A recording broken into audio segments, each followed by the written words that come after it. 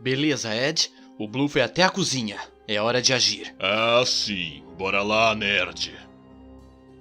Ah, olá, Blue. Nós estávamos te procurando. Ah, olá, amigos. Já faz um bom tempo de que nós, os 3 membros do Clube da Amizade, já nos reunimos assim. Ué, só se passou 1 hora. E que porra de escuridão é essa? Liga uma luz ou algo do tipo. Desculpe, Blue, mas seu reinado como presidente está chegando ao fim. Isso aqui é um golpe. Ah, sai.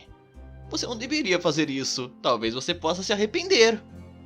Ah, mas eu duvido muito disso, Blue, porque eu sou o cruel e sem alma ministro da guerra. Eu deixaria de me sentir culpado logo logo.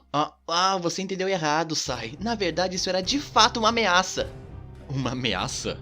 Blue, você não tem aliados para proteger você e o seu título. Você não tem poder para impedir essa tomada. Que você conheça. Hã? Eu não tenho aliados que você conheça. O quê? É um blefe. Ele não tem nada. Ai, meu Deus. Eu quase consigo sentir pena de vocês.